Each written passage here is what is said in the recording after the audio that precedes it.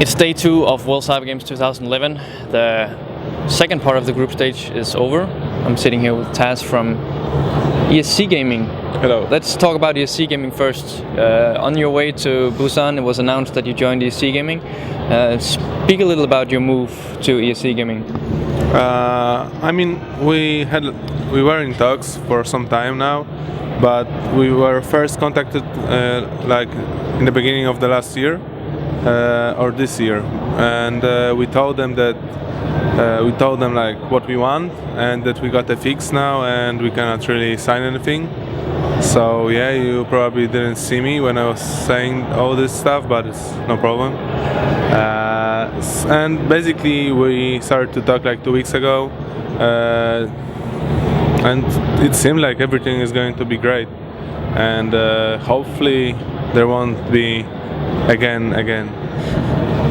Speaking a bit about the group stage here at World Cyber Games, you played against Wiktor Pro and BGD Online from Serbia. Yeah.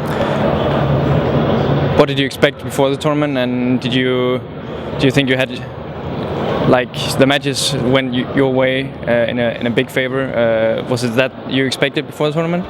I think so. I think that we all expected that we need to take the first place, and after the Polish LAN, we had the confidence after the finals that we can do some damage here at WCG. So our first target was to go through the group stage with the first place. So we are happy with it. You're done for today. You will play the round of 16 match tomorrow, where you will face off against TaZ from Portugal. Expectations? I don't know really. I heard that they sometimes play very well. Like they beat some teams, like good teams, on certain maps. When you just need to be focused, you cannot underestimate them. If so, they can really do some problems.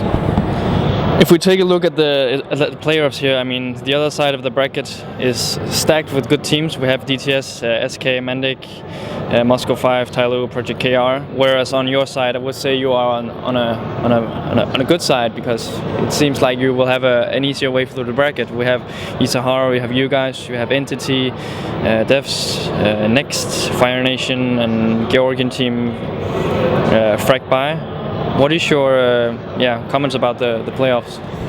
I think that it may look easier. Definitely, it's like less known teams, but it's WCG and it's Counter-Strike, so we need to play really good. We cannot underestimate any team, even if we think that it is the easier road for us. You are a veteran at World Cyber Games, I would say. How is this year to you in terms of the setup, but also in terms of the team? Is it downhill? I think that let's talk about teams, I think that many good teams are not here.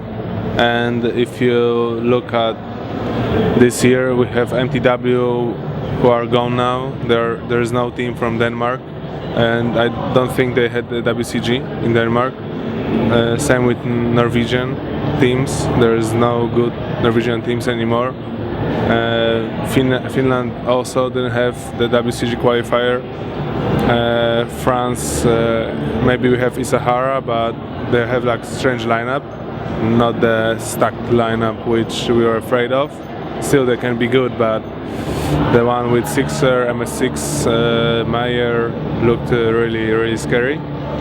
So I don't know what's happening. Maybe it's people are like losing faith in Counter-Strike 1.6. Maybe sponsors and organizations are not willing to invest in Counter-Strike anymore. But we will see how it will go in next year. If Counter-Strike Go will really be the success or the killer of FPS 5-on-5 games. Because now, from what I hear, it's like everybody, like most of the tournaments, are like aiming for CS Global Offensive. And when I played beta, early one, which is out now, it's like, okay, it looks good. Like models and the maps are pretty funny, like pretty cool for your eye, but it's a terrible game. It's you cannot really control the recoil, because the crosshair shows one thing, the bullets which is shot shows the other thing, and the hitbox is in the other place. So you basically can run with Deagle and kill everybody because there is no recoil. So I'm a bit scared about it, but coming back to your question about WCG, I think that organization of WCG is like, it's okay, but for me the best was in China 2009, where you really felt like, oh my god, this is the esport event, like so many people.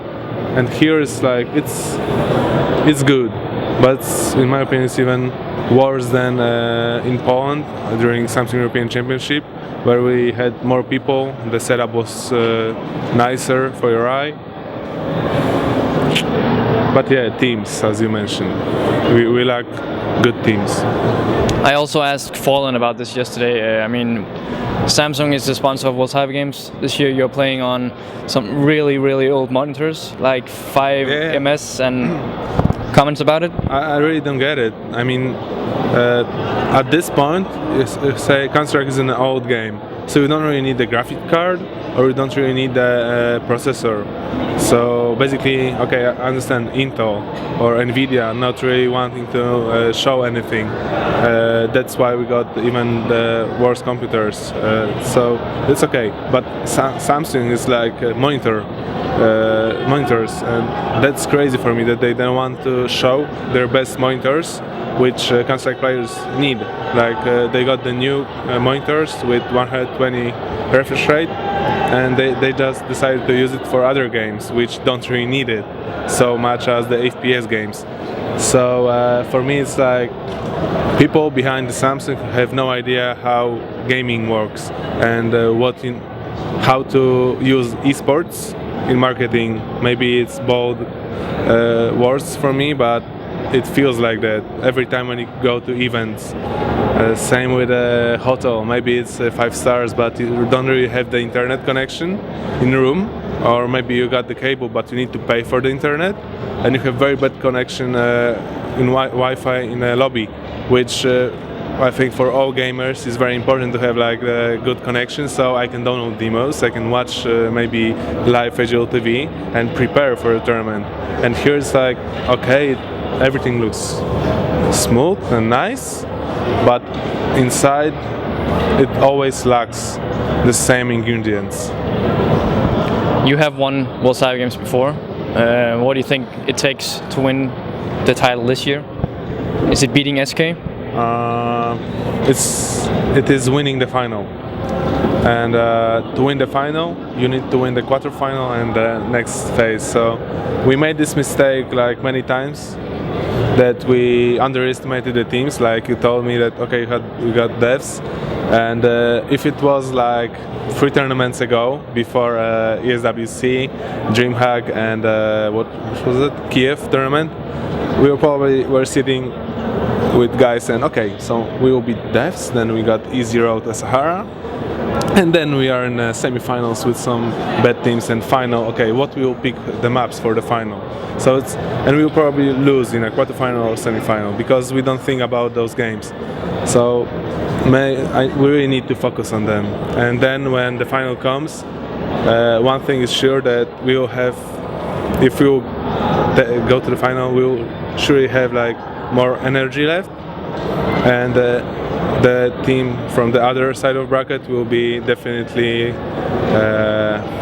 more hurt from all the teams. So it's going to be interesting, and I wouldn't say that SK is like the 100% finalist, because in my opinion Moscow 5 likes to play against SK, and they are on top form now. Mandik is also on the other side of the bracket, so they can also show some upsets. What else? DTS, of course. I mean, for me, 4 teams will be fighting. Well, I don't have any more questions other than I was warming up. Other than thanking you for having time to sit down with me. Anything you would like to say before shutting down? I would like to thank ESC for supporting us and trusting in us. I also really like to thank Cupid for helping us a lot during the bad times. And cheers to all our fans and to all my haters. That's it for this interview. Stay tuned for more content on hltv.org and be sure to be with us for the next 2 days to come, and we'll see who will be the winner of this year's event on Sunday.